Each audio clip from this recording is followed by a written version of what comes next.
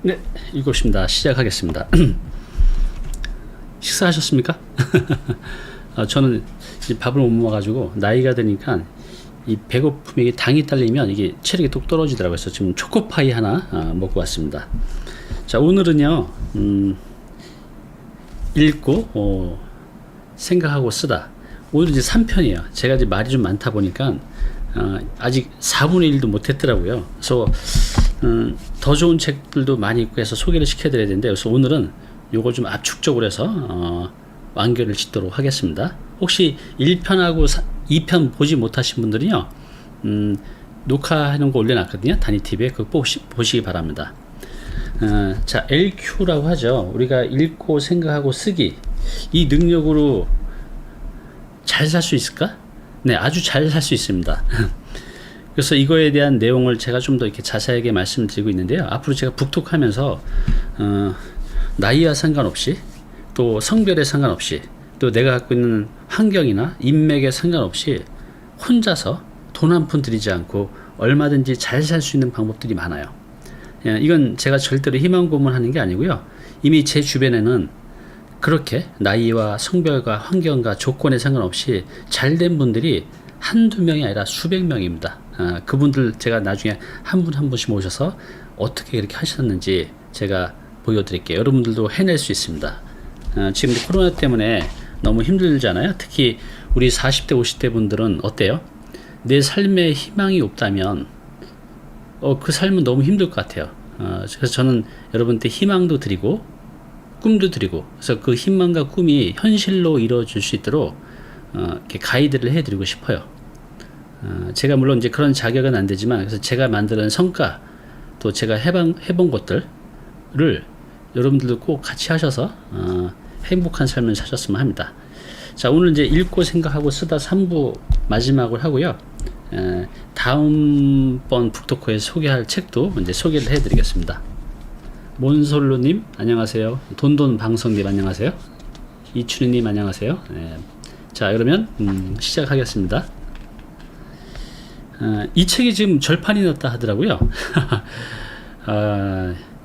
그래서 제가 이제 자세히 설명을 드리니까 이 책을 구하지 못하신 분들은 제가 올린 1편, 2편, 오늘까지 3편 읽어보시면 그래도 어떻게 리터러시, LQ 능력을 키워서 내가 잘 살 수 있는지, 단순히 이제 돈을 잘 벌고를 넘어서 행복하게 사는 것도 다 연결이 됩니다.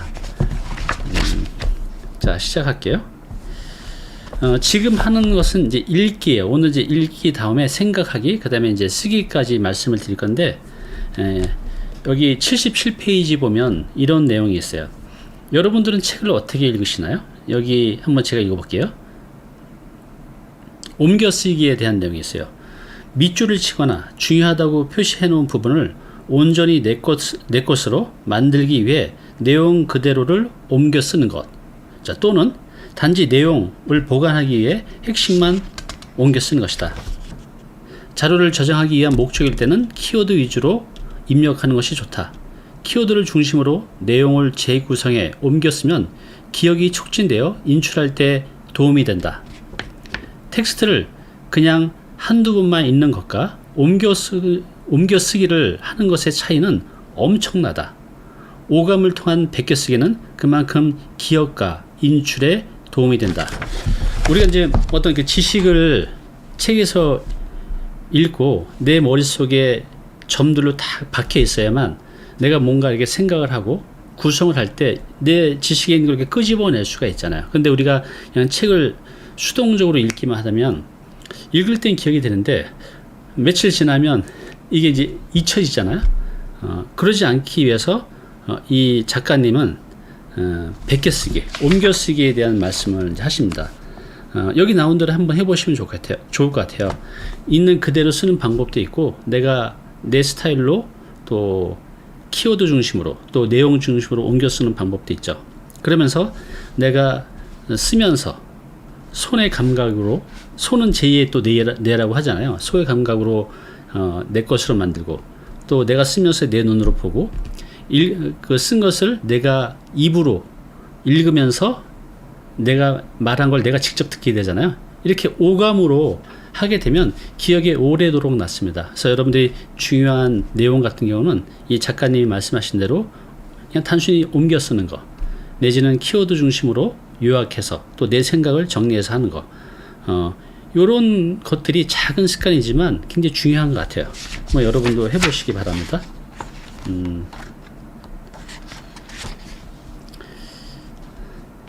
자, 여기에 보면 이제 90페이지에 있는 내용을 제가 한번 읽어보겠습니다. 나는 읽기에 대한 내용이에요. 나는 이런 식의 읽기를 즐긴다. 피터 드러커의 책도 유작을 포함해 전 작품을 읽었다. 피터 드러커의 책을 전 작품을 읽었다고 합니다. 이게 왜 그런지 뒤에서 말씀을 드릴게요. 매혹당한 저자의 책을 섭렵하는 기쁨은 별나다. 저자와 은밀한 비밀을 공유하는 느낌마저 든다. 특정한 저자나 특정한 주제에 끌리면 이렇게 끝장을 내보자. 그가 쓴 것이나 같은 주제에 대한 것이라면 칼럼이든 광고든 책이든 내키는 대로 섭렵하는 것이다. 그러다 보면 나름의 틀을 발견하고 그 틀에 대한 이해로 나의 내면 세계와 지적 체계가 살찌는 경험을 한다. 4년마다 새로운 주제를 찾아 드립다 파고들었다는 피터 드러커의 선생처럼 기간을 정해 특정 주제를 탐구해 들어가는 것도 좋고, 한 권의 책을 읽으며 그 책에서 소개하는 참고 도서를 일일이 찾아 읽는 것도 좋다. 자, 여러분들은 책을 어떻게 이제 읽으십니까? 이건 제가 2편에서 한번 말씀을 드렸는데, 우리는 지금 물론 이제 여유가 많으신 분들은 소설책도 읽으면서 그냥 편안하게 읽으면 좋은데, 목적이 내가 좀 더 지금보다 나은 삶, 또 여러분들이 은퇴 시점에 은퇴 준비가 안 됐다면 인생 이막을, 경제활동을 더 풍요롭게 어떻게 살 것인가, 이런 거에 대한 이제 고민이 있다면 좀 더 책을 목적으로 가지고 읽으시면 좋을 것 같아요. 그래서 첫 번째가 제가 이전에도 한번 말씀드렸는데, 해당 분야를 집중적으로 읽어보는 겁니다. 여러분들 부동산 재테크 어떻게 하는지 궁금하시잖아요. 어떻게 공부해요? 라고 이제 많이 여쭤보시는데요. 이렇게 하시면 됩니다. 지금 시중에 나와 있는 부동산 관련 책들 있잖아요. 한 50권 정도를 사다가 집중 독서를 하는 겁니다. 그 기간 내에는 다른 책은 읽지 마세요. 오로지 그 부동산 관련 책을 읽는 겁니다. 그렇게 하면 어떻게 되냐면, 처음에 한 권을 읽을 때는 굉장히 어려워요. 내가 부동산에 대한 지식이 없을 때는 한 권의 부동산 책을 읽을 때 다 읽어도 내용의 진짜 1%도 이해가 안 되죠. 당연한 겁니다. 내가 모르는 분야를 읽기 때문에. 또 부동산은 이 단어 자체가 굉장히 어렵잖아요. 그런데 그걸 이제 극복하는 겁니다. 그래서 내가 2개 읽고 3권을 읽고 4권을 읽다 보면 부동산 책 읽다 보면 나오는 부동산 용어들은 딱딱 정해져 있어요. 그러면 그게 어떤 것들인지 좀 더 잘 이해를 하게 되고, 이해를 하게 되면 나중에 뭐 10권, 20권째 읽을 때는 일주일 걸리던 게 하루 걸리고, 또 하루 만에 읽었던 걸 반나절 만에 읽고, 그렇게 됩니다. 단순히 이제 읽는 걸 넘어서 완전히 이해를 하게 되고 활용하는 단계까지 돼요. 그래서 보통 50권 정도를 읽게 되면요, 거의 준 전문가가 돼요. 제가 만난 분들이 그렇더라고요. 그리고 100권 정도를 읽게 되면 진짜 내가 책을 쓸 수 있고 여러분들도 강의를 할 수 있는 그런 능력치까지 갖게 됩니다. 대부분의 사람들이 그래요. 집중 독서. 여러분들 태어나서 한 분야의 책을 집중적으로 읽어보신 적이 있나요? 네, 이렇게 한번 해보세요. 100권을 목표로 한다고 하면 내가 하루에 한 권씩 읽으면 한 3, 4개월 걸리고, 이틀에 한 권씩 읽으면 한 6, 7개월 걸리죠. 그 노력을 1년 정도만 꾸준히 해낸다고 하면요, 여러분들도 타인들 앞에서 부동산 강의를 할 수 있고 상담도 할 수 있고, 또 내가 실제로 그 지식을 통해서 부동산 재테크를 잘 해낼 수가 있어요. 그래서 여러분들이 하고 싶은 분야의 책을 50권 사다가 딥다 읽는 겁니다. 집중해서. 그러다 보면요, 입이 근질근질해요. 왜 그럴까요? 얘기하고 싶은 게 많으니까. 그렇게 하는 겁니다. 집중 독서. 자, 두 번째는 또 어떤 게 있냐면요, 이 지금 작가님께서 말씀하셨듯이 내가 읽다가 내 마음이 끌리는 작가가 있어요. 뭔가 결이 맞는 거죠. 그 작가하고 나하고 결이 맞을 때는 그 작가의 책을 읽는 겁니다. 쭉 다. 그분이 한 권을 낼 수도 있겠지만 여러 권을 낼 수도 있잖아요. 저도 이제 그렇게 딱 읽다가 제 마음이 끌리는 작가가 나오면 그분의 쓴 책을 모조리 다 사서 읽게 돼요. 그럼 이제 이럴 때는 어떤 이제 경험을 하게 되냐면요. 이 작가들, 그 훌륭하신 분들은 이 세상을 바라보는 그런 관점, 그런 틀들이 있거든요. 근데 그분의 책을 쭉 읽다 보면 나도 그분의 시각으로, 그분의 관점으로 세상을 바라볼 수 있는 그 작은 힘이 생기는 것 같아요. 그래서 이 작가별로 집중적으로 읽는 것은 그 작가의 시각, 틀을 나한테 갖고 와서 세상을 이제 바라보다 보면 그렇게 보여지기 시작한다는 거죠. 그래서 그런 게 의미가 있는 것 같아요. 그리고 또 책을 읽다 보면 제가 이제 책을 어떻게 사냐면 이렇게 책을 읽다가 이 작가께서 추천하는 책들이 있어요. 그러면 궁금하잖아요. 이분이 왜 추천하셨을까? 그럼 그 책을 사요. 그리고 그 책을 읽어보고 또 그 책을 읽다가 보면 그 작가가 또 다른 책을 추천하고 이렇게 해서 이제 꼬리에 꼬리에 물는 이제 책 읽기. 그래서 여러분들도 책을 읽다가 뭔가 내가 성과가 안 나왔다 하면 이런 방법으로 하시면 성과를 분명히 내실 겁니다. 또 볼게요. 좀 빨리빨리 진행을 할게요. 여기 이제 94페이지에 또 내용이 있는데요. 읽어보겠습니다. 누구든 그 사람의 정체성은 그가 읽은 것과 다르지 않다. 그가 읽은 내용은 그의 사유와 행동을 지배한다. 읽기는 인생 그 자체다. 다시 한번 읽어보겠습니다. 자, 눈을 감고 잘 들어보세요. 누구든 그 사람의 정체성은 그가 읽은 것과 다르지 않다. 그가 읽은 내용은 그의 사유와 행동을 지배한다. 읽기는 인생 그 자체다. 우리는 내가 아는 만큼만 세상이 보이는 것 같아요. 여러분들은 한번 질문을 해볼게요. 직장인분들한테 제가 이 질문을 자주 합니다. 자, 여러분들 돈 벌 수 있는 방법 한번 10가지 써보시겠어요? 라고 말씀을 드리면 대부분 이제 직장인분들은 거의 못 쓰거나 많아야 하나 정도. 근데 저한테 그 질문하면 한 20가지, 30가지 쓸 수가 있죠. 그래서 저는 그 방법들을 몸이 하나이기 때문에 다는 못하지만 이제 여러 가지 지금 사업을 하고 있잖아요. 그래서 이 세상은 아는 만큼 보인다는 거. 그래서 내가 관심을 가지고 공부를 하면 여러분들 돈 버는 방법에 대해서 한번 집중적으로 공부하다 보면 그런 책을 만나고 그런 사람을 만나고 그럼 나도 그 방법을 알고 그 방법대로 따라 하다 보면 나도 여러 가지 돈 버는 방법을 익히고 실제로 수익을 만들어낼 수가 있죠. 그래서 내가 읽은 책들이 결국 내 인생을 지배하고 나의 사고의 폭을 넓히는 거죠. 자, 그래서 제가 다음번 북토크에서 소개할 책은 이제 바로 이겁니다. 제가 또 좋아하는 작가님인데요. 이제 장석주 작가님인데, 내가 읽은 책이 곧 나의 우주다. 내가 읽은 책이 곧 나의 우주다. 나의 이 세상을 바라보는 그 크기는 내가 읽은 책으로 얼마든지 넓혀갈 수 있다는 거죠. 그럼 내가 이렇게 넓힌 내 그릇에서 많은 것들을 담아낼 수가 있겠죠. 그래서 책 읽기가 중요한 것 같습니다. 여러분들이 책을 계속 읽어서 나의 우주의 크기를 넓혀가다 보면 그 안에 담을 수 있는 게 너무 많다는 거예요. 그래서 내가 읽은 책이 곧 나의 우주다. 이 책이 이제 다음번에 제가 소개해 드릴 책인데요. 여기 이 작가님도 같은 맥락으로 말씀하셨어요. 누구든 그 사람의 정체성은 그가 읽은 것과 다르지 않다. 즉 그가 읽은 것이 그 사람의 정체성이라는 거죠. 그가 읽은 내용은 그의 사유와 행동을 지배한다. 내가 좋은 책을 많이 읽게 되면 내 사유와 내 행동을 지배하기 때문에 내가 어떤 행동을 하고 더 좋은 결과를 만들어낼 수가 있겠죠. 그래서 읽기는 인생 그 자체다. 독서 많이 하십시오. 제가 지금 이제 55세인데 제 친구들이나 제 동년배들 보면요, 책을 못 읽는 사람이 굉장히 많습니다. 글자를 모르는 게 아니라 이제 이렇게 읽죠. 일단 책을 보면 얼굴이 찡그려져요. 그리고 억지로 읽죠? 그러면 그렇게 읽다 보면 한 10분, 20분 읽다 보면 두통이 와요. 안 보이는 걸 억지로 읽다 보니.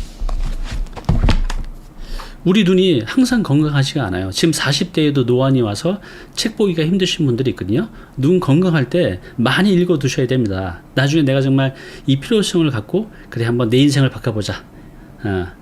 바뀔 수 있죠. 독서로. 근데 내 눈이 안 보이면, 잘 안 보이면, 또 흐릿하게 보이면, 또 보여도 내가 읽으면서 억지로 읽다 보면 집중도 안 되고 두통 생기거든요. 어떻게 하실 겁니까? 그죠? 그래서 눈 건강하실 때 많이 읽어 두셔야 돼요. 그래서 저는 조바심이 나요. 나도 이제 노안이 올 텐데 많이 읽어 둬야지. 그래서 실제로 저는 제가 하는 사업도 있지만 하루에 일정량은 독서에 항상 배정을 합니다. 노안 오기 전에 많이 읽어 두려고요. 그래서 우리 40대 50대 분들 노안 오기 전에 미리미리 많이 읽어 두시기 바랍니다. 정말 안 보일 때 제가 이렇게 독서 모임에 나가보면 지금 내가 눈이 잘 안 보여서 집중도 안 되고 해서 책을 못 읽는 그 고통, 그 아쉬움 어마어마하대요. 그래서 여러분들 그런 후회하지 않도록 눈 잘 보실 때 꼭 많이 읽어두세요. 안녕하세요. 초록나무님, 해피안주님 안녕하세요. 또 다른 거 보겠습니다.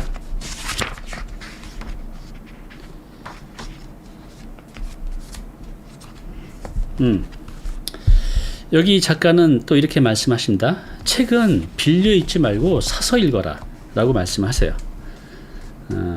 여기 109페이지 한번 읽어볼게요. 이제 책을 사서 읽고 소장해 두면 그 사이 나의 책 읽는 힘이 길러져 그 책을 다시 읽을 땐 전과 다른 메시지를 읽어내기도 한다. 저도 이제 좋은 책을 뭐 2번, 3번, 많이는 5번 이렇게 읽은 책들도 있는데 이 작가님이 말씀하신 대로 놀랍게도 내가 처음에 읽었을 때 이해하지 못했던 것, 또 행간의 그 의미를 파악하지 못했던 것들을 읽으면서 더 넓게 이해하게 되고 더 깊이 이해하게 되고 그러면서 이 책을 완전히 이렇게 내 것으로 만들어가는 그런 경험을 하게 됩니다. 근데 이제 빌려 읽게 되면 그게 힘들잖아요. 또 책을 읽으면 내가 줄도 치고 메모도 하고 접기도 하고 그래야 되는데 빌려 있는 책은 또 그럴 수가 없잖아요. 그래서 책은 가능하면 꼭 사서 읽으라는 말씀을 하셨어요. 참 신기한 것은 읽을 때마다 메시지가 다르게 이해되고 밑줄 치는 문장과 접는 페이지가 매번 다르며 독후감 또는 빈번이 다르다는 것이다. 이런 이유로 책은 사서 읽고 소장해야 한다. 네. 물론 이제 책값이 좀 비싸서 부담이 되죠. 그래서 저는 이러셨으면 좋겠어요. 좀 책값이 부담되시는 분들은 도서관에서 책을 빌려서 읽을 때 내 마음에 끌리고 이건 참 도움이 되겠다는 것들은 책을 사서 소장을 해 두셨으면 좋겠어요. 가끔 내가 또 책을 많이 사는데 그렇게 좋지 않은 책들도 있잖아요. 그런 거까지 다 사면 부담이 되시니까 빌려 읽을 때 좋은 것은 꼭 주문해서 사서 소장해 두시기 바랍니다.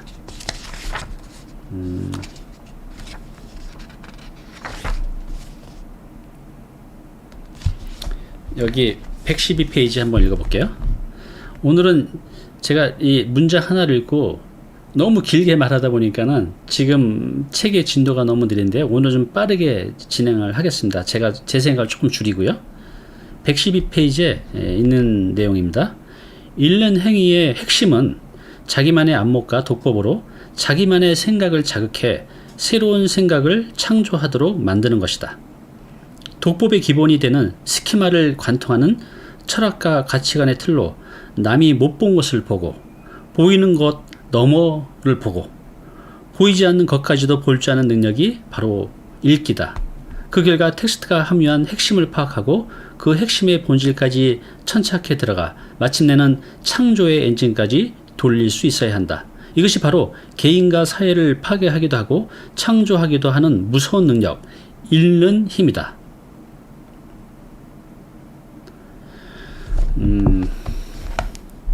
책을 이제 많이 읽어서 내 스키마가 넓어지고 깊어지게 되면 이런 이제 책을 한 권을 읽을 때 여기 이분이 말씀하신 대로 남이 못 본 것을 보게 돼요. 행간에.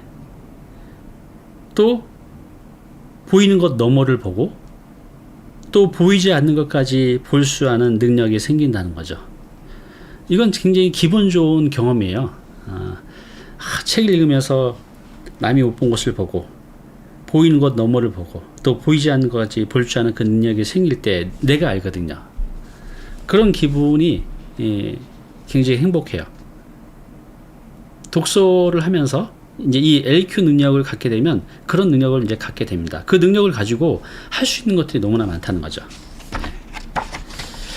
자, 또 볼게요. 자, 이렇게 해서 이제 우리 LQ에 읽고 생각하고 쓰다인데 이제 읽고에 대한 부분은 이제 이걸로 이제 마치고 이제 생각하는 방법, 생각하는 거에 대해서 이제 말씀드릴게요. 우리는 이렇게 생각하는 걸 많이 안 해본 것 같아요. 수동적으로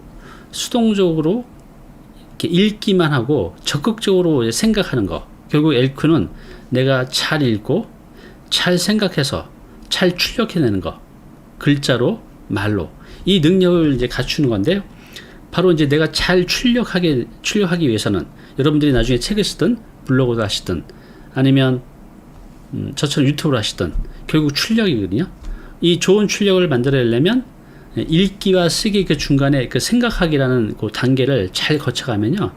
정말 좋은 컨텐츠들을 잘 만들어낼 수가 있습니다. 생각하기에 대해서 한번 말씀을 드려볼게요. 127페이지에 있는 내용입니다. 한번 읽어볼게요. 정보는 어떻게 손에 넣었든 정보 자체로는 큰 의미는 없다. 정보 속에 담긴 메시지와 숨은 의미를 파악해 나의 생각이라는 효소로 버물려 소화시키기 전에는 세상에 널려있는 수많은 정보의 하나일 뿐이다. 정보를 나의 생각으로 소화시키는 작업은 읽는 내용, 파악한 메시지에 대한 통찰을 의미한다.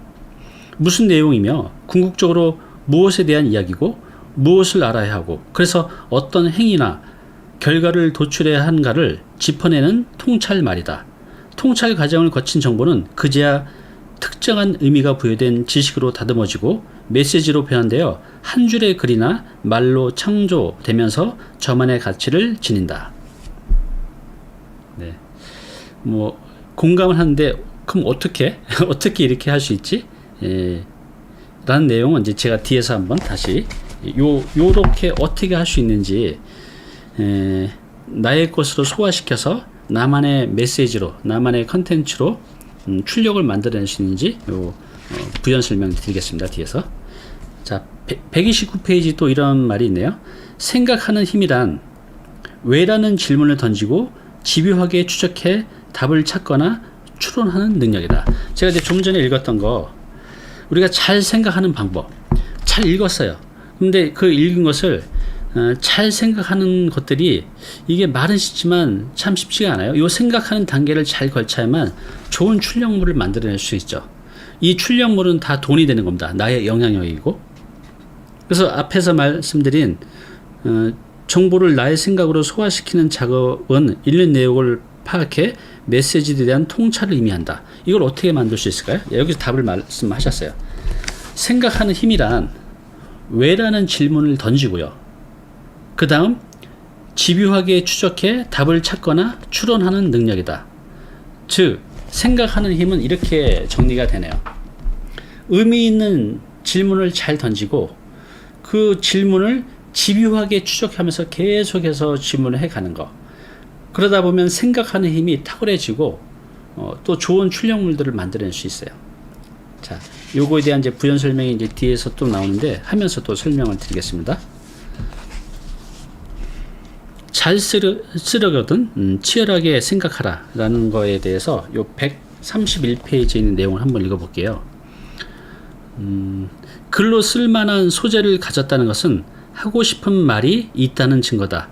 하고 싶은 말이 있다는 것은 무엇인가에 대한 문제의식을 가졌다는 것이며 이는 해답을 찾기 위해 끈질기게 문제를 물고 늘어지는 능력을 가졌다는 말이기도 하다.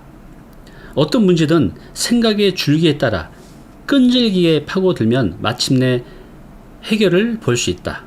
그러니 글을 쓸 줄 안다는 것은 문제 해결 능력을 지녔다는 증거다. 글을 잘 쓰려거든 생각하라. 아이디어가 빅뱅을 외칠 때까지 생각하라. 네.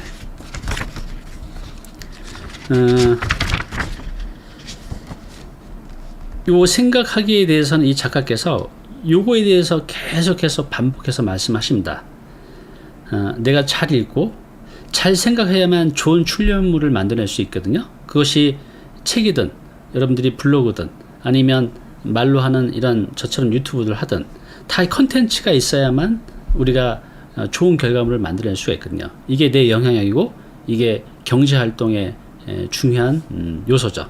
그러려면 이 생각하는 능력이 필요한데 그 생각하는 것은 질문을 하고 그 질문의 답을 집요하게 추적하는 거, 이게 바로 이제 생각하기 능력이라는 거죠. 자, 이게 이제 반복되니까 좀 더 구체적인 내용 나올 때 제가 또 말씀을 계속 드릴게요. 이 책의 132페이지에 보면 이제 이런 내용이 있네요. 생각하는 능력은 만족스러운 답을 구할 때까지 질문을 물고 늘어지는 힘을 말한다. 세상을 바꾼 창의적인 발상들은 대개 하나의 질문에서 시작되었고 그 질문을 끝까지 물고 늘어짐으로써 혁신이 완성됐다. 대부분의 사람들은 깊이 생각하는 습관을 갖지 못했다. 우리가 이제 그 깊이 생각하는 게 참 힘들어요. 왜냐면 그게 스트레스거든요. 의미 있는 질문을 하고 그 질문의 답을 찾기 위한 집요한 추적, 끈질기 추적, 답을 볼 때까지 꼬리에 무는 그런 질문을 집요하게 해가는 게 이게 생각보다 굉장히 어렵습니다. 근데 이제 이것을 습관으로 들인다면 우리가 잘 생각하는 능력을 갖출 수가 있어요. 그래서 남들이 보지 못한 것을 보고 남들이 보는 것의 그 너머를 보고 보이지 않는 것까지 볼 수 있는 그런 능력들이 생긴다는 겁니다. 그래서 우리가 올바른 질문을 하고 집요하게 찾다 보면 좋은 컨텐츠, 좋은 이런 영상들, 또 좋은 책들을 만들어낼 수가 있다는 겁니다.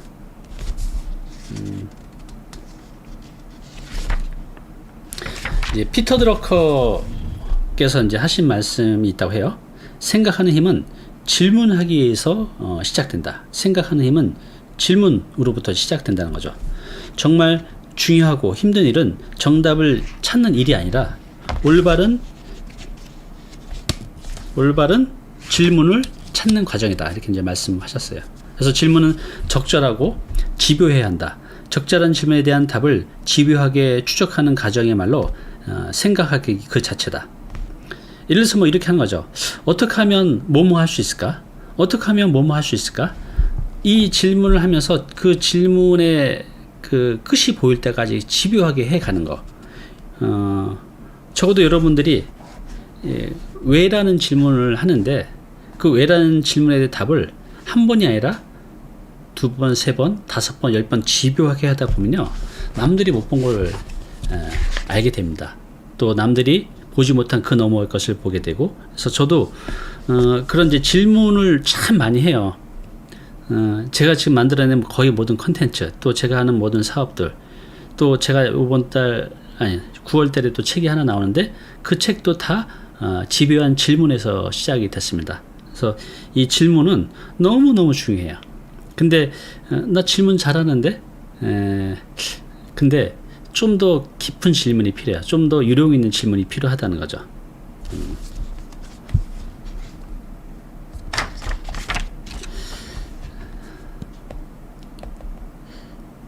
중요한 것은 질문 자체보다 끝이 보일 때까지 파고들며 질문해야 한다는 것이다. 한두 번 묻는 것과 5번 이상 캐묻는 것과 그 결과는 아주 판이하다는 거죠. 아니, 결과의 차원이 달라진다. 이렇게까지 말씀하셨어요.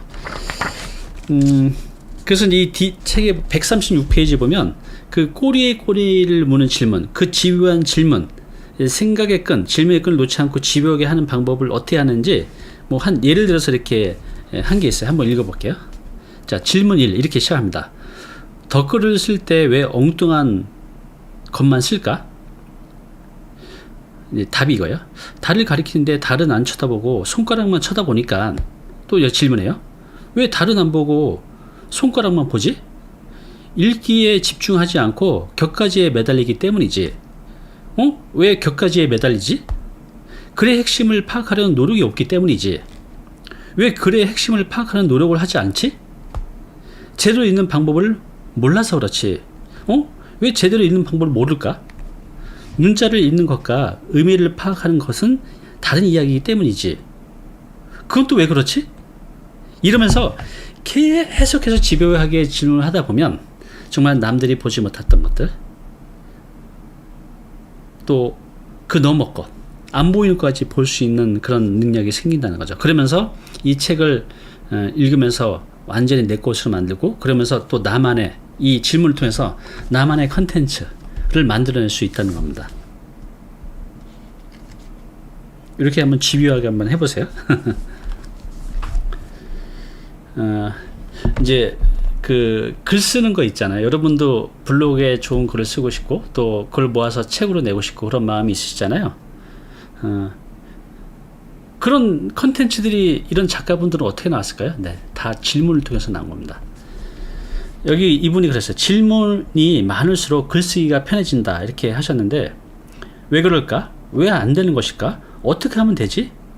질문하는 버릇은 LQ가 뛰어난 창조적 혁신가들의 공통점이라고 합니다.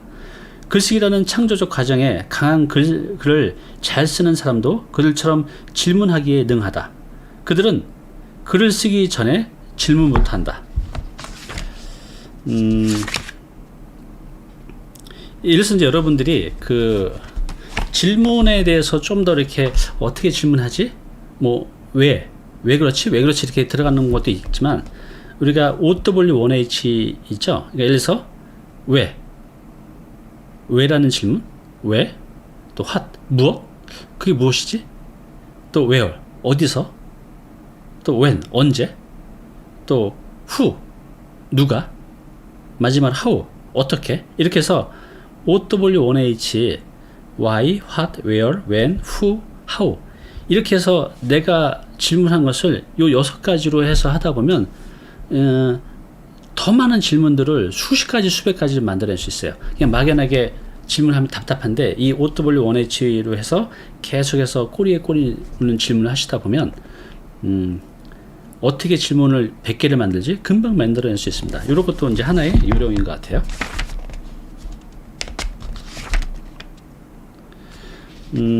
그래서 이제 이 작가께서는 아주 친절하게 이 생각의 물꼬를 트는 질문법에 대해서 이제 말씀을 해주셨네요. 그것은 WHAT. 제가 이게 영어만 나오면 울렁증이 있어요. 발음을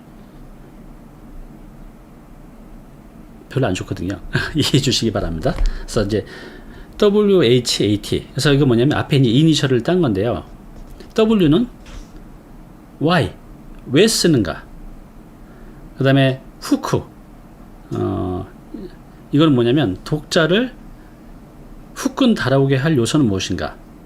이제 후크가 무슨 이렇게 바늘 낚시처럼 된 거 있잖아요. 서택에 딱 이렇게 끌어당길까. 그래서 독자를 후끈 달아오게 할 요소는 무엇인가. 또 A는 오디언스, 독자는 누구인가. 마지막으로 이제 트리거 이렇게 뭐 당긴다는 뜻이잖아요. 독자에게 제시할 메시지는 무엇인가.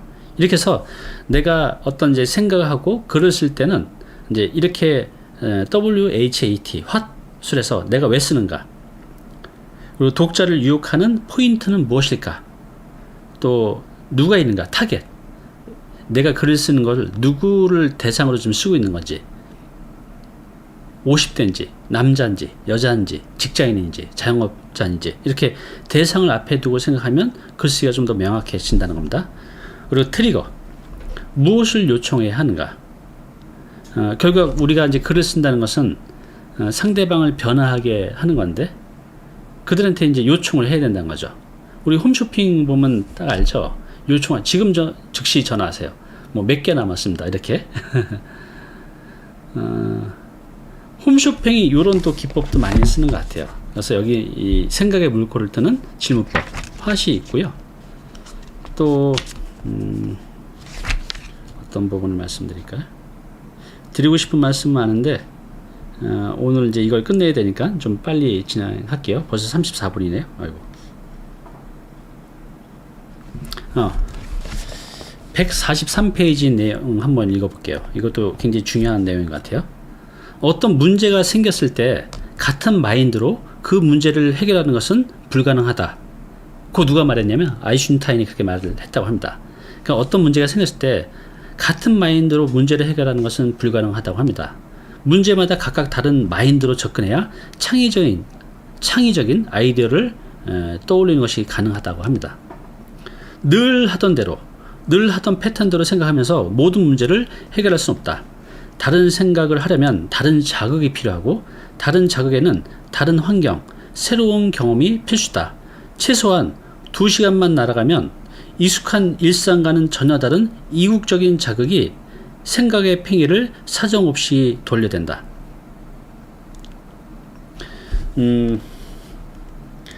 이제 우리가 저도 이제 사업을 하니까 생각을 참 많이 해요. 근데 이렇게 익숙한 환경에 있을 때는 익숙한 패턴의 생각만 하게 되는 거죠.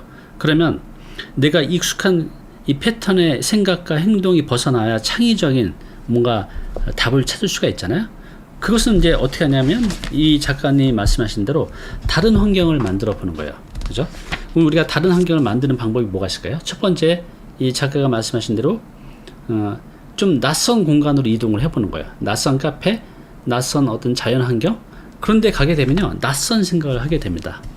아니면 또 여러분들이 매번 만나는 이렇게 직장 동료를 만나게 되면 얘기하는 게 뻔하잖아요.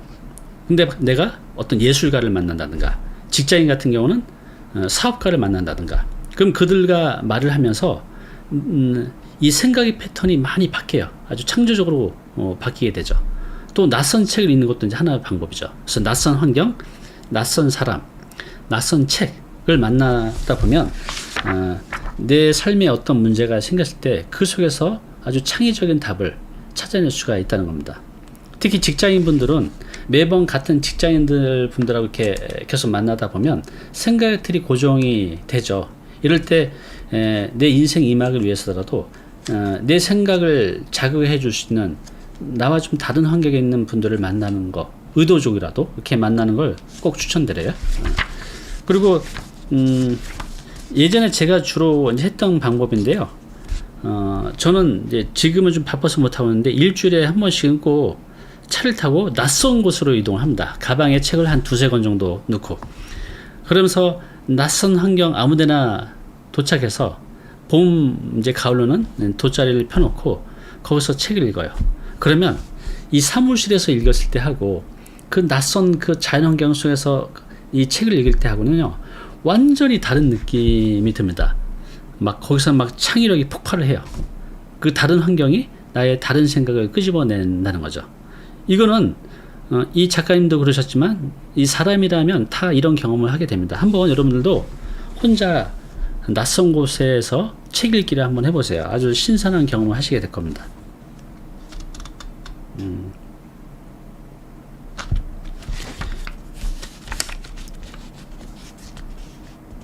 여기서 또 이제 그런 말을 하네. 우리가 이제 지금 읽고 생각하고 쓰다 보면서 지금 생각하기 부분을 이제 말씀드리고 있는 건데요. 우리가 또 이 생각의 물꼬를 트게 하는 방법 중에 예술과 연애하기가 있습니다. 한번 읽어볼게요. 생각의 혀를 뚫어주는데도 그에 걸맞는 자극이 필요하다. 그죠? 일상의 궤도에서 벗어나 전혀 새로운 것을 경험하는 데서 오는 자극이 가장 좋다. 그래서 제가 환경 또는 사람 아니면 낯선 책, 정말 바쁘신 분들은 특히 이 작가가 이제 권하는 것은 예술과 연애하기로 얻는 자극이다. 예술가들은 공인된 창조자들이다.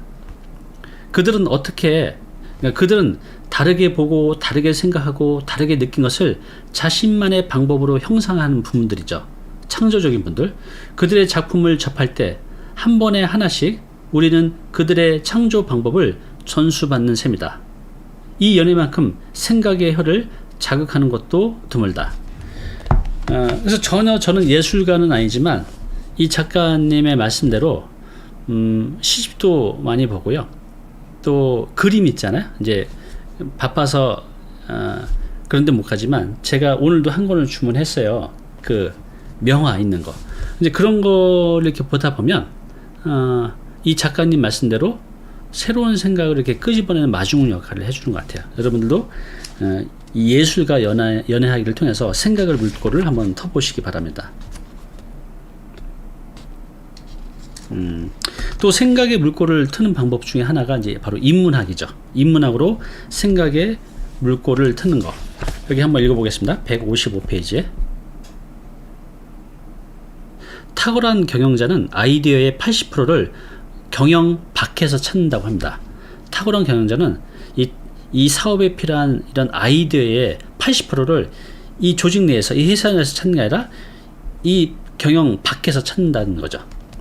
초름도 아껴야 할 만큼 바쁜 경영자들이 조차 모임에 그토록 적극적인 것은 매번 낯선 자극을 통해 경영과는 전혀 다른 프레임의 인문, 예술적 시각과 생각의 틀을 선물 받기 때문입니다. 그 경영자들은 뭐 아침 7시 그 조차 모임들을 많이 해요. 그러면 가면 그 새벽 시간에, 아침 이른 시간에 그 인문학 강사분들을 모셔서 그런 강의를 듣는 모임들을 많이 하십니다. 그를 통해서 내 사업의 어떤 좋은 아이디어, 또 통찰을 거기서 찾는다고 해요. 이렇게 낯설문 통한 이런 사유의 자극과 창조의 잉태라는 방정식은 세상을 변화시킨 리더들에게 익숙한 공식이라고 합니다. 다른 생각을 끌어내 다른 결과를 만들어내는 발효의 촉매로 예술과 인문학만한 게 없다고 합니다. 예술과 인문의 힘은 경탄하게 만드는 데 있다. 경탄을 습관들이면 경탄할 결과를 불러오는 데 강해진다. 그래서 여러분들 예술과 친하지 않아도 예술을 접하면서 그 낯섦을 나한테 가져오고, 또 인문학 좀 어렵죠. 저도 어려워요. 그렇지만 그런 강의들, 책을 읽기가 좀 어려우시면 그런 강의를 듣다 보면 내 삶과 그 인문학이 딱 어디서 만나는 접점들이 있어요. 그때 번뜩이는 아이들이 나오는 경험들을 하게 되거든요. 그래서 예술과 인문학을 통해서 이 생각의 물꼬를 한번 더 틀어보시기 바랍니다.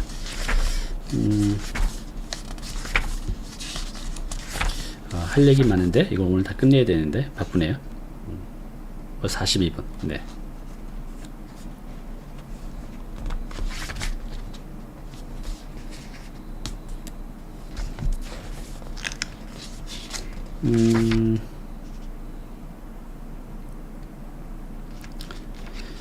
그 여러분들 그 글쓰기 있잖아요. 제 얘기를 잠깐 이제 드리면, 저는 아주 신비한 경험을 했어요. 불과 한 5년 전까지만 해도, 10년 전으로 되돌아가면 이런 종이에다가 어떤 글을 쓴다는 거를 한 줄이 아니라 한 단어도 못 썼어요. 정말 1시간 동안 앉아서. 그런데 한 5년 전부터는요, 그냥 비교적 술술 써지는 경험을 합니다. 그리고 지금은요, 제가 필력은 없지만 어떤 뭐 사랑 아니면 뭐 어떤 단어를 딱 던져주면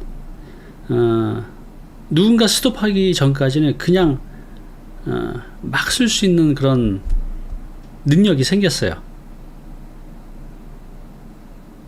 저도 그게 희한해요. 근데 이게 저만 그런 줄 알았는데, 그렇게 계속해서 이제 글을 쓰고 생각을 하고 이 LQ 능력을 갖게 되면 막 내가 손을 글을 쓰는 속도보다 이 머리에서 출력이 더 많아지죠. 그래서 쭉 이 생각을 이제 끄집어내는 그런 훈련을 하다 보면 이런 이제 경험을 이제 하게 됩니다.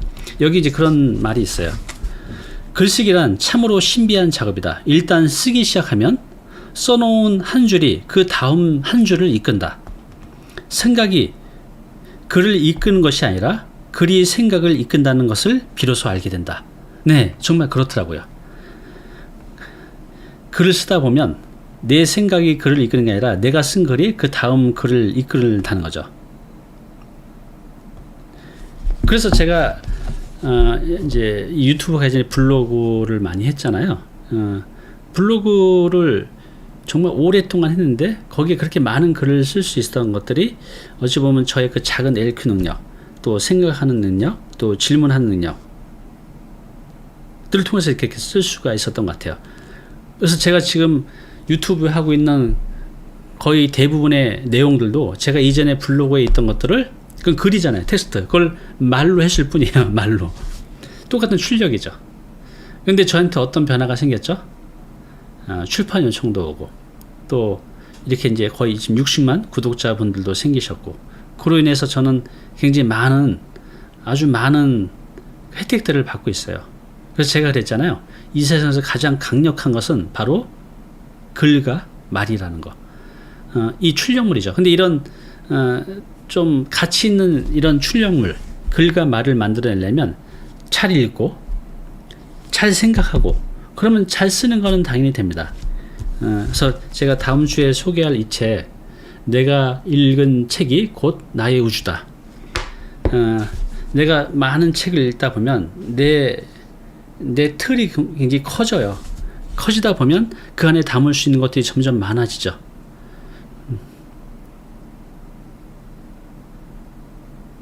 많이 읽으시기 바랍니다. 눈이 안 보이시기 전까지. 네. 또 뭘 보여드릴까요?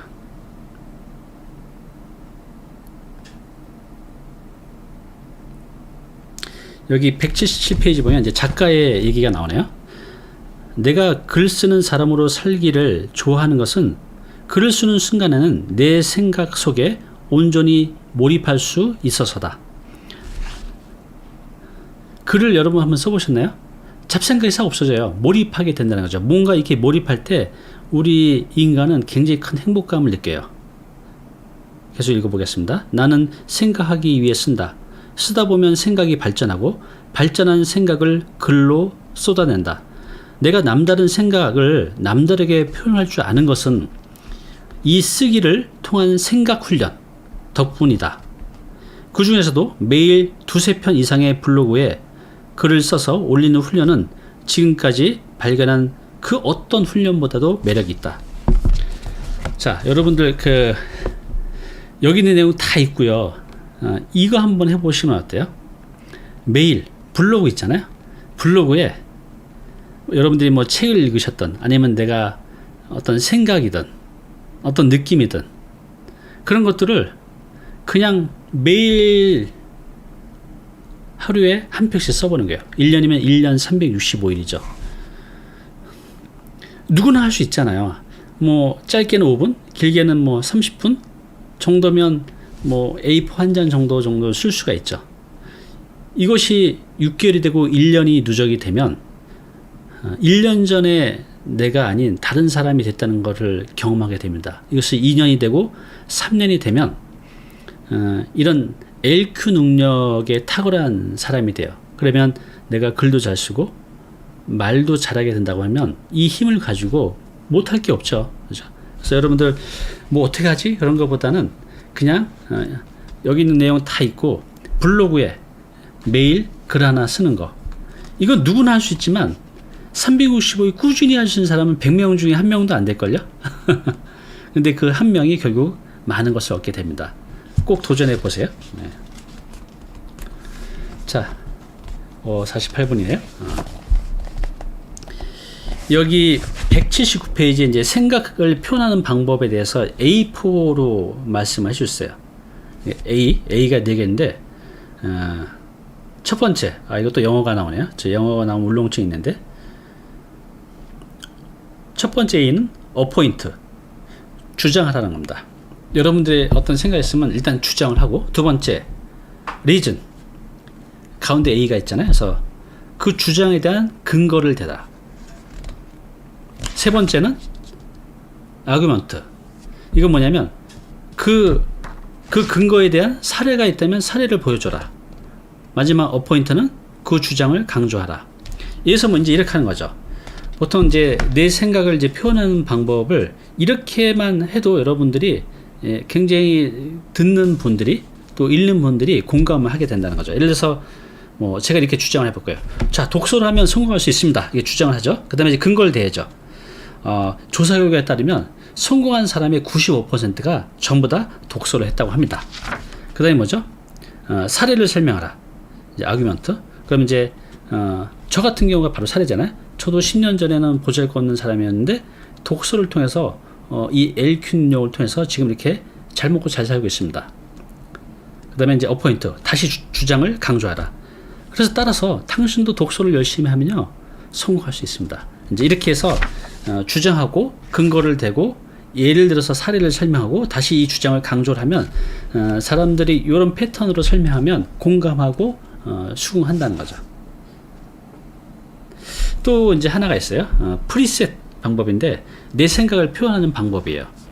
이 방법도 굉장히 좋은 것 같아요. 자, 첫 번째는 포인트, 독자의 문제를 지적하고, 두 번째, 문제가 계속될 경우 어떤 위험이 있는지를 안내를 하고, 세 번째, 문제에 대한 솔루션을 제시를 하고, 네 번째, 솔루션에 대한 근거를 제시하고, 마지막 다섯 번째는 행동을 요구하는 거죠. 자, 이제 예를 들어서 이렇게 한번 해볼까요? 제가 독자의 문제를 지적하는 거죠. 우리 여기 대부분 이제 40, 50대 분들이잖아요. 은퇴 준비 어떻게 잘 되고 있습니까? 이렇게 이제 제가 문제를 제기를 하는 거죠. 그 다음에 이제 제가 이렇게 또 하는 거죠. 이 문제가 계속될 경우 어떤 위험이 있는지. 여러분들 만약에 직장 다니면서 은퇴 준비 안 하면요, 은퇴 후에도 평생 노동하면서 살아야 됩니다. 이렇게 이제 이런 위험을 이제 안내를 해주는 거죠. 그 다음에 그러면 어떻게 해야 돼요? 문제에 대한 이제 솔루션을 제기를 해야죠. 그러면 뭐 이제 이렇게 얘기를 하겠죠. 지금 아파트 있으세요? 아파트 엉덩이 깔고 앉아봤자 나오는 거 없잖아요. 아파트 팔고요, 조금만 건물 지어서 한 개층에 거주하고 나머지 월세 받으면서 사세요. 이제 이렇게 제가 솔루션을 제시를 하겠죠. 그 다음에 이 솔루션에 대한 제시에 대한 근거가 있어야 되잖아요. 정말 그 방법이 맞아. 네. 지금 제가 아는 많은 분들이 은퇴 후 이렇게 해서 잘 살고 계십니다. 그래서 이제 사례를 하면 설명해 줄 수 있겠죠. 그 다음에 이제 트리거. 자, 그러니까요, 지금 주저하지 마시고 지금 여러분들 직장 다닐 때 은퇴 준비를 지금 당장 시작하십시오. 이렇게 주장을 하면 사람들이 더 공감하고 납득하고 수긍을 한다는 거죠. 프리셋 방법입니다. 이걸 여러분들이 글을 쓸 때도 이렇게 글을 쓰고 이렇게 또 말을 하고 하면 결국 이제 세상은 그렇잖아요. 내가 설득을 하든가 설득을 당하든가, 그죠? 비즈니스 세계는 결국은 다 설득이에요. 이 설득은 뭐 비즈니스 하는 대상뿐만 아니라 가족 간에도, 엄마도 애들한테 그렇게 설득을 하잖아. 야, 공부 열심히 해야 된다. 이렇게 얘기하면 아이들이 못 받아들이는데 방금 이 방법대로 하면 아이들이 더 받아들일 확률이 높다는 거죠. 내 남편한테도, 내 아내한테도. 그죠? 설득을 잘하면 내가 편해져요. 자, 그리고 자, 이제는 이제 쓰기입니다. 쓰기. LQ는 잘 읽고 잘 생각해서 잘 쓰면 그때부터는 이게 다 돈이 되는 겁니다. 그래서 제가 다음번 책은 요겁니다. 내가 읽은 책이 곧 나의 우주다. 이 책하고 어쩌면 맥락이 같아요. 내가 많은 책을 읽으면 이 지식의 폭이 깊고 넓어지고 더 생각하는 능력도 좋아지고, 이를 통해서 이분은 돈보다는 이를 통해서 내가 행복하게 살 수 있다는 걸 이제 알려주고 있어요. 그죠? 돈도 중요하지만 행복하게 사는 게 더 중요하잖아요. 그래서 이분 책은 굉장히 잔잔해요. 그래서 꼭 여러분께 소개시켜 드리고 싶습니다. 이번에 제가 9월 달에 나오는 책 제목이 같이 이제 남자의 독서거든요. 독서하는 남자가 섹시하다. 인문 에세이 집이에요. 그래서 그 책 내용 중에서도 이 책을 좀 인용한 게 있어요. 그래서 이 책을 이제 소개시켜 드리려고 합니다. 자, 빨리 하겠습니다. 페이지 187페이지입니다. LQ 항상의 완성판, 글쓰기. 그죠? 이제 여러분들이 이렇게 생각해요. 내가 어떻게 글을 쓰지? 다들 그래요. 저도 제가 이게 글을 쓴다는 건 상상도 못했어요, 예전에는. 근데 이게 이제 생활이 돼버렸잖아요. 그 글이라는 것도 있고, 이 글을 말로 하게 되면, 이건 또 다른 또 컨텐츠죠. 그죠?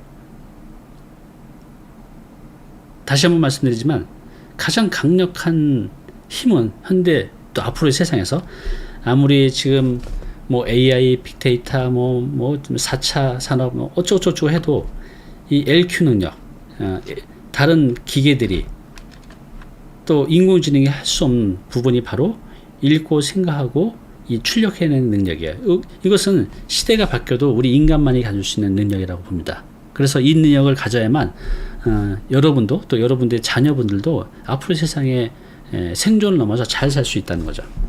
꼭 익히셔야 될 것 같아요.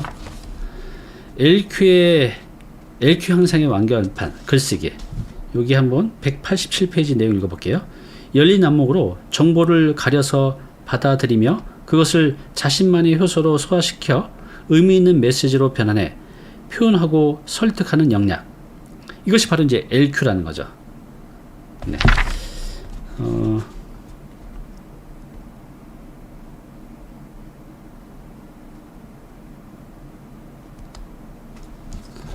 여기 189페이지에 이 쓰기는요, 이 쓰기만 이제 원래 제 계획은 이 쓰기에 대해 좀 더 자세히 말씀을 드리고 싶었는데 앞으로 제가 이제 쓰기에 대한 것들은 이 책도 물론 너무 좋지만 또 다른 책을 통해서 쓰기에 대해서 또 제가 공유하는 시간을 갖도록 할게요. 이 책을 구할 수 있는 분은 중고책이라도 구해서 꼭 한번 읽어보시기 바랍니다. 자, 189페이지 끝부분에 이런 내용이 있네요. 스스로 보고 스스로 생각하며 그것을 스스로 글로써 표현하기를 수없이 반복하고 또 반복해 떼어낼 수 없는 습관으로 자리 잡게 된다면 당신은 글쓰기에 대한 또 하나의 비밀을 알게 될 것이다. 탁월한 생각을 끌어내는 것은 그것을 쓰기 시작한 손가락에 있다는 비밀을. 제가 이제 메모를 많이 하거든요. 이제 우리가 이제 그 생각의 물꼬는 좋은 아이디어는 머릿속에 나오는 게 아니라 그걸 펜을 통해서 내가 메모를 할 때 내 눈에 보여줄 때 나온다는 거. 그래서 여기 보면 이 탁월한 생각을 끌어내는 것은 머리가 아니라 손가락 끝에서 나온다는 거죠. 그래서 쓰기가 중요한 것 같아요.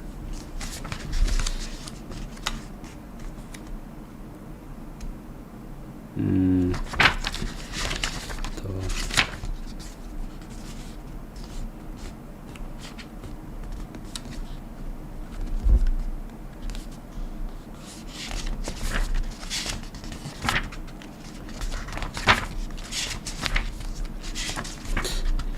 읽고 싶은 내용이 많은데 벌써 지금 이제 8시가 돼가서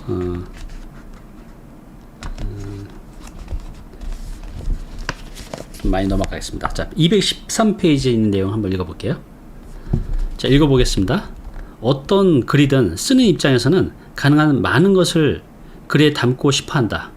그래야 의미가 잘 전달될 것으로 여긴다. 하지만 그건 쓰는 이의 생각일 뿐이다. 독자들은 당신의 글이 아니더라도 질식한 만큼 정보에 둘러싸여 있으며 꼭 필요한 것만 적당량 먹고 싶어 한다는 거죠. 메시지를 토픽으로 트랜스포밍 하지 않으면 안 되는 이유가 여기에 있다. 갖고 있는 정보를 한꺼번에 자랑하듯 쏟아내지 말고 의미의 단위별로 조각조각 공급해야 한다. 그래야만 독자들이 체하지 않고 맛있게 체할 수 있다.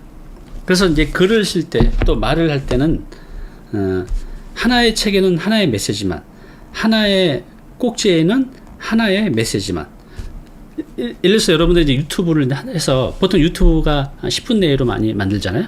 근데 그 10분 내용에 이런 주장도 하고 저런 주장도 하고 이런 주장도 하면 사람들이 너무 헷갈리겠죠. 그래서 우리가 얘기하고 싶은 게 많지만 하나의 메시지를 던져놓고 이걸 끝까지 쫙 끌고 나서 끝내는 게 굉장히 중요하다는 거죠. 이 얘기했다가 저 얘기했다가 뭐 그건 아니더라도 이런 주장도 하고 저런 주장도 하고 하나의 그 유튜브 영상에 또 하나의 꼭지에 하나의 블로그 글에 이것저것 주장하지 말고 하나를 딱 정확히 이제 주장을 하라는 거죠.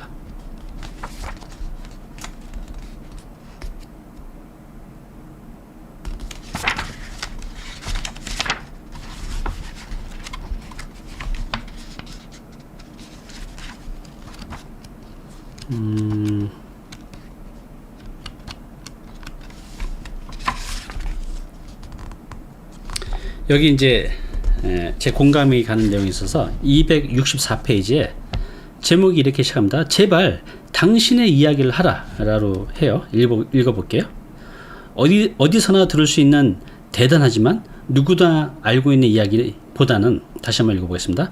어디서나 들을 수 있는 대단하지만 누구나 알고 있는 이야기보다는 사소하거나 소소하지만 한 개인의 그 개인을 대단하게 만드는 데 기여한 그런 이야기를 듣고 싶어 한다.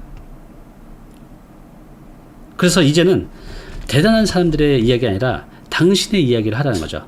당신의 이야기는 이 세상에서 유일무이하기 때문이라는 거죠. 그런데 왜 허구한 날 남 이야기만 읊어대는가?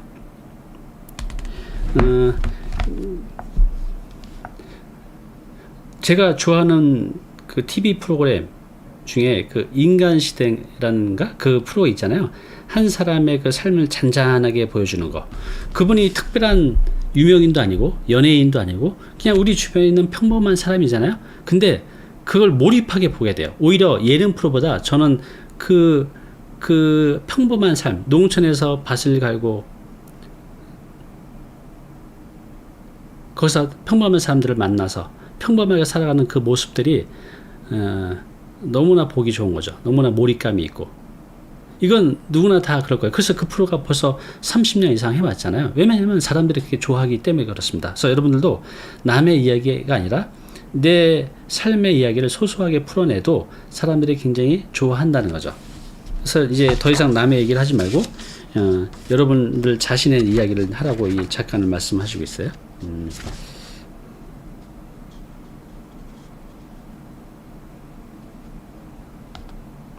그래서 또 이제 그와 연관돼서 자신의 이야기를 하라고 했잖아요. 여기 271페이지 한번 읽어보겠습니다. 요즘 독자들은 오히려 소소한 일상에서 삶의 보람과 의미를 찾는 경우가 많다. 그러므로 독자들에게 말을 걸 이야기거리는 당신 자신에게서 출발하는 사소하고 평범한 것일수록 좋다. 이렇게 말씀하셨어요.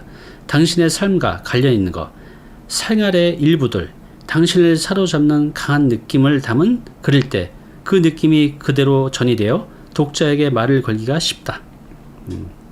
이런 글은 표현 또한 구체적이어서 독자는 자기 일처럼 받아들인다. 이미 독자와 통한 것이다. 네, 이것은 남의 이야기가 아니라 내 이야기를 쓸 때만 이제 가능하다는 거죠.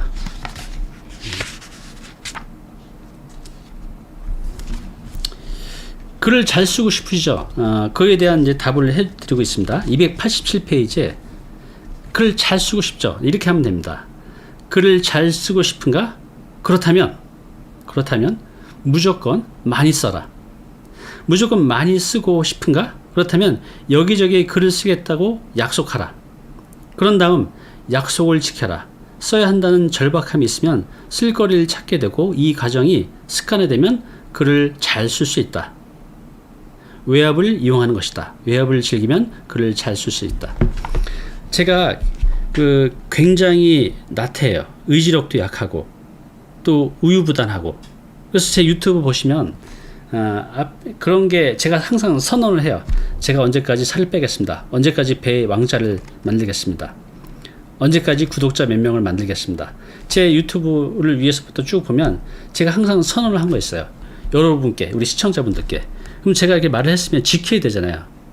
그래서 저는 먼저 이렇게 선언을 하고 그거를 지켜내요. 출판사하고도 언제까지 글을 쓰겠습니다. 선언하고 그 시간 내에 지키려고 노력을 하는 거죠. 저는 항상 김치 국물 먼저 마셔요. 그리고 그걸 지켜냅니다. 그래서 아까 제가 앞부분에서 그 말씀 드렸잖아요.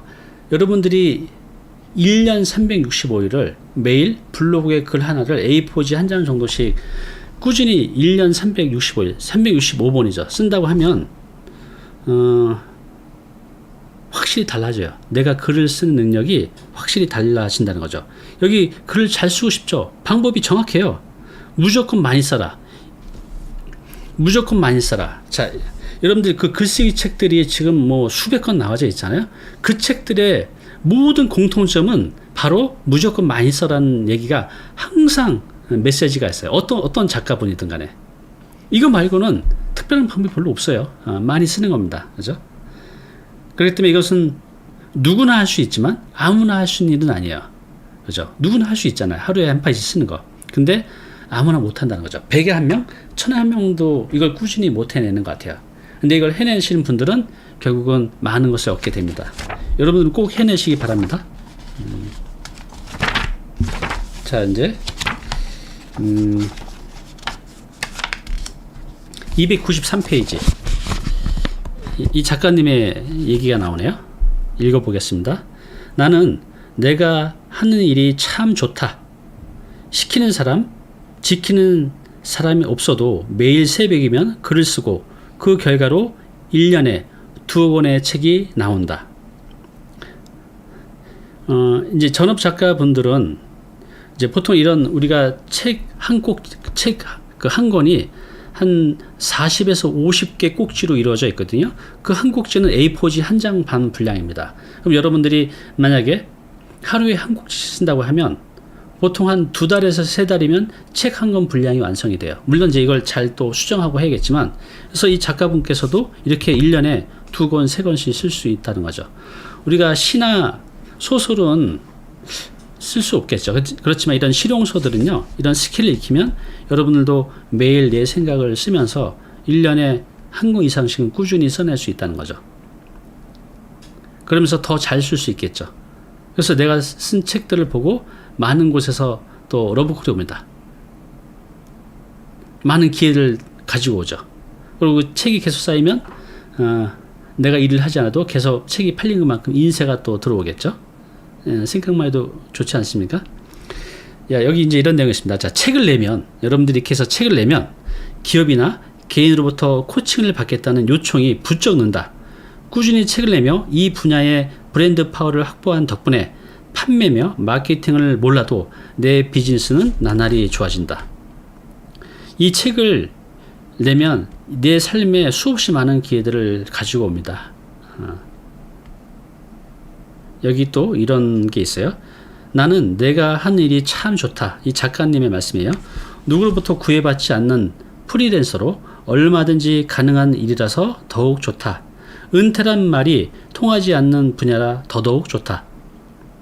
내가 원하지 않는 한 아무도 나를 해고할 수 없다. 물론 누구도 나를 고용할 수 없다. 내가 고용돼서 막 눈치 보면서 힘들게 스트레스 받으면서 1,000만 원 버는 것보다 누구로부터 구애받지 않고 내가 편하게 200, 300 버는 게 훨씬 더 좋겠죠.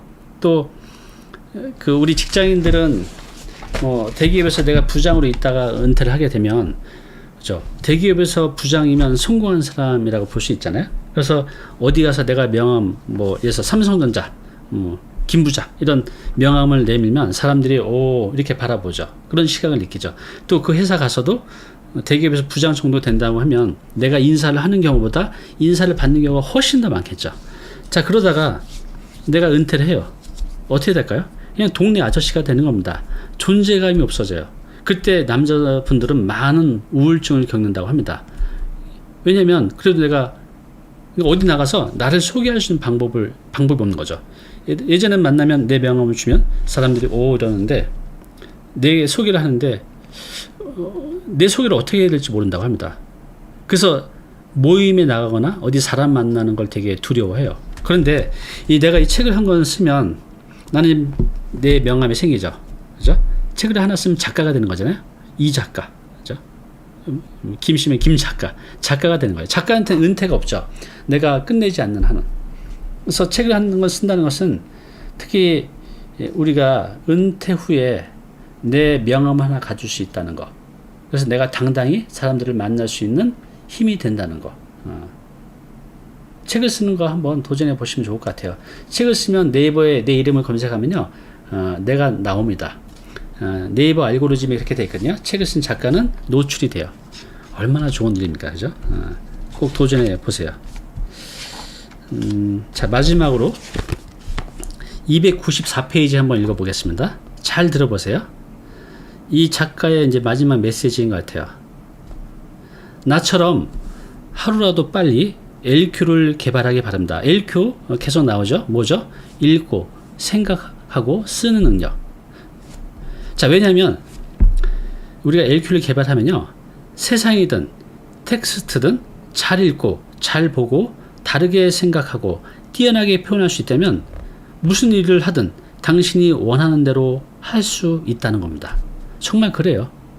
당신이 LQ를 높인다면 일하는 내내 뒤지지 않고 조직생활을 해도요, 당신의 능력을 뽐낼 수 있다. 그런 뒤에 당신이 원하는 때 원하는 방법으로 퇴직을 결정할 수 있고, 바로 다음 날부터 그간의 경험을 전문 지식으로 개발해서 팔고 컨설팅하고 강의하고 책도 쓰고 정보사업가로 변신할 수 있다는 거죠. 블로그도 하고 유튜브도 하고. 세상이 어떻게 전개되든 당신의 능력으로 당신의 삶을 주도하고 다른 이의 삶에 영향을 미치며 살게 된다. 이게 왜 좋냐면요, 여기 그랬잖아요. 내 삶을 내가 주도하고 이를 넘어서 다른 이의 삶에 좋은 영향을 미치며 살아간다는 거죠. 내가 나 하나뿐만 아니라 내가 쓴 글이, 내가 한 말이, 내가 유튜브에 올린 영상 하나가 다른 분들의 삶에 긍정적인 효과를 만들어낸다고 하면 이건 얼마나 의미 있는 일이겠어요. 죽는 날까지 현역으로 살 수도 있다. 당신의 LQ를 드높인다면 말이다. 네, 그래서 우리가 이 LQ 능력을 갖게 된다고 하면요, 여러분들의 은퇴 후의 삶을 전혀 두려워할 게 없어요. 돈 한 푼 들이지 않고 이 LQ 능력으로 내가 읽고 생각하고 출력, 그 출력은 책이 될 수도 있고 블로그가 될 수도 있고 유튜브가 될 수도 있고 강의가 될 수도 있고 상담이 될 수도 있고, 다양한 방법으로 이 출력 활동을 통해서 평생 은퇴 없이 살아갈 수가 있다는 겁니다. 그 삶은 단순히 이제 경제적인 걸 넘어서 이 삶을 살아보면요, 너무너무 행복해요. 내가 타인한테 긍정적인 영향을 미치고 그들한테 박수도 받고 인정도 받고 존경도 받고 살아갈 수 있는 삶, 정말 매력적이지 않습니까? 재벌 부럽지 않아요, 정말로 이렇게 산다고 하면. 그래서 여러분들이 이 LQ 능력을 키우셔서 우리가 오래 사는 게 중요한 게 아니라 또 돈이 많은 게 중요한 게 아니라 의미 있게 행복하게 살아야 되잖아요. 이렇게 살 수가 있습니다. 자, 또 시간이 많이 초과되는데 8시 지금 12분이네요. 그래서 제가 다음번 이제 북토크에서는 이 책을 이제 소개해 드릴 겁니다.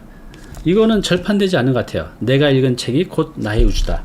책이 얇고 또 글자가 제법 커서 책을 많이 읽지 않으시는 분들도 한 2-3시간이면 읽을 수 있는 내용이에요. 이 책을 제가 추천드리는 이유는 이걸 읽으면 마음이 되게 따뜻해져요. 그리고 행복해집니다.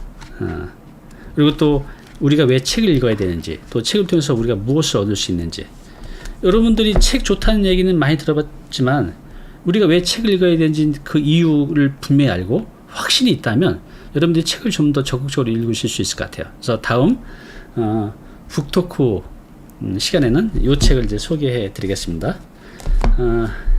제가 지금 소개시켜 드리고 싶은 책들이 너무 많은데 지금 이제 제가 좀 바빠서 가능하면 진짜 이렇게 매일매일 북토크 하고 싶은 마음이 있는데요. 하여튼 제가 하고 있는 일이 조금 이렇게 정리하고 나서 지금 한 2주에 한 번씩 하고 있는데요. 뭐 매주 할 수 있도록 해보겠습니다. 네, 그래요. 자, 이제 8시 13분인데 오늘 이제 여기까지 하고요. 그리고 제가 한 다음 주쯤에 여러분들이 깜짝 놀랄 만한 이제 선물을 준비했습니다. 제가 한 3년을 넘게 준비한 거거든요. 이를 통해서 이제 여러분들이 지금은 이제 제가 이렇게 북토크를 통해서 뭔가 행복하게 건강하게 또 풍요롭게 사는 방법을 이렇게 전달하는 게 솔직히 한계는 있어요. 그래서 이 한계를 벗어나서 여러분들이 풍요롭게, 경제적으로 풍요롭게, 또 아프지 않고 건강하게, 또 행복하게 살 수 있는 그런 이제 방법을 만들어냈습니다. 그래서 이제 빠르면 다음 주쯤에 그게 어떤 건지 이제 공개를 할 테니까요. 기대하시기 바랍니다. 자, 오늘 여기까지 하겠습니다. 다음에 또 뵙겠습니다. 네, 오늘 정보 도움이 좀 되셨나요? 앞으로 이런 정보 계속 받아보실 분은요, 여기 구독 부탁드리고요. 그 다음에 오른쪽은 제가 추천하는 영상입니다. 꼭 한번 보시기 바랍니다.